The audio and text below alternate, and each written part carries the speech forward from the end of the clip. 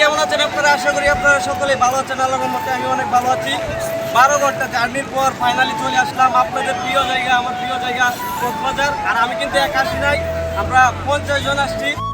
Guys, যারা ডিপ্রেশনে আছেন, যারা হতাশায় আছেন, আপনাদের গার্লফ্রেন্ড চলে গেছে, তো আমি বলবো যদি কক্সবাজারে আসেন আপনাদের কাছে অনেক অনেক ভালো লাগবে। আর কক্সবাজারে আসার মুহূর্তটা অনেক, তো আপনারা যদি আসেন তাহলে বুঝতে পারবেন, না আসলে তো বুঝতে পারবেন না। টাকা যতই কামান না কেন, আগে প্রমাণ করতে হবে। প্রমাণ করলে তো গাইস, আমার ভিতরে দেখতেই পাচ্ছেন আমার দুলাভাই নিয়ে আসছি। এরপর হচ্ছে আমার বাগিনা, এরপর হচ্ছে আমার বাতিজি। তো দুলাভাই নিয়ে আসছি, দুলাভাই কিন্তু সব টিয়া দিব, ঠিক আছে? তো দুলাভাই কেমন লাগতেছে আপনার? ভালো লাগতেছে, এমন দেওয়ার মতন জিনিস কোটি টাকার ভিউ না, কোটি টাকার ভিউ। তো গাইস, দুলাভাইরা আমি কিন্তু এখনো নামি না, একটু পরে আসতেছি। তো দুলাভাইরা খুব এনজয় করতেছে, ঠিক আছে? অনেক সুন্দরী সুন্দরী ক্রাশ, মানে মাইয়ারা, ঠিক আছে? তো ফাইনালি আমাদের অর্জুন ভাই, এরপরে সুমন ভাই আছে। তো আসলে পক্ষ থেকে অনেক ভালো, অনেক আনন্দ করতেছি। এখন গাইস আমাদের প্রিয় বড় ভাই কামাল ভাই, তো কামাল ভাই কি কথা বলবে, আসলে কেমন লাগতেছে ভাই? ভালো যদি ভাই লাস্ট দেন তাহলে এটা মিস করতে না, এটা কোটি টাকার ভিউ না। তো গাইস, অনেক কোটি টাকার ভিউ।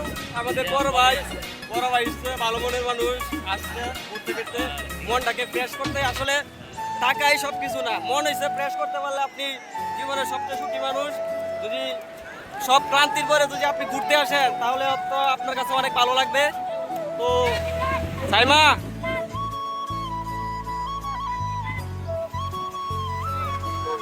কিরকম লাগতেছে তোমার?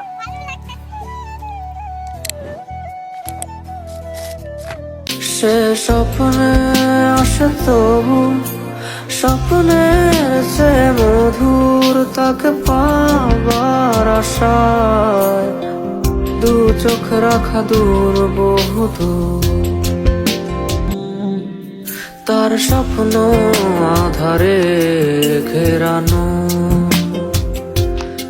সোনালি রোদে ভরা। কিছুক্ষণ পরে নামবো। আপুজি আমার পিছনে ক্যামেরাম্যান সিয়াম আর সাইমা কিন্তু বসে আছে, যে কারণে নামতেছি না। ফাইনালি আপনারা ব্লগটা এনজয় করতে থাকেন। আর তো ভিউয়ার্স, আপনারা আমার পিছনে দেখতেই পাচ্ছেন ওয়েদারটা অনেক সুন্দর। আর হচ্ছে কি ঘুরলে হচ্ছে গিয়ে মানুষের মন মানসিকতা ভালো থাকে, ডিপ্রেশন কেটে যায়। আপনারা যারা ব্যস্ত শহরের ভিতরে অনেক টাইম ম্যানেজমেন্ট করতে পারেন না, যদি আপনি কক্সবাজারে আসেন অবশ্যই আপনাদের কাছে ভালো লাগবে। আর এখানে হচ্ছে গিয়ে টাকার খেলামেলা, দুবাই আর কক্সবাজার থেকেই। তো আমার সাথে আছে বাইক না বাতিজা। আর হচ্ছে আপনাদের চাহিদার কোনো চাষ নাই, যত ধরেন চাহিদা বিষয়টা হচ্ছে আপনার একটা বাইক আছে, কিন্তু আপনার নেক্সট টার্গেট হচ্ছে গিয়ে একটা প্রাইভেট কারের।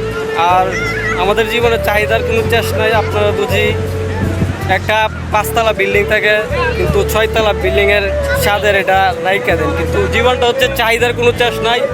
যত অল্প বয়সে ঘুরবেন তত এনজয় করবেন, মন মানসিকতা ভালো থাকবে, ফ্যামিলির সাপোর্ট, যত বেশি টাকা ইনকাম করবেন তত বেশি দেশ ঘুরবেন। আর দেশ ঘোরা খারাপ না, দেশ ঘোরা কিন্তু অনেক ভালো। আর আমার পিছনে তো দেখতেই পাচ্ছেন ওয়েদার, কোটি টাকার ভিউ কিনা যাবে এটা আমি জানি না। জাস্ট কম বাজেটে যদি যারা ঘুরতে চান তো দেখতেই পাচ্ছেন বাতিজাও বাইক নিয়ে খেলাধুলা করতেছে। কম বাজেটের কোনো চাষ নাই। যদি আপনি কম বাজেটে যদি কক্সবাজারে আসতে চান তো অবশ্যই আসতে পারেন, মনটাকে ফ্রেশ করার জন্য। মন ফ্রেশ করার জন্য একমাত্র হচ্ছে গিয়ে কক্সবাজার।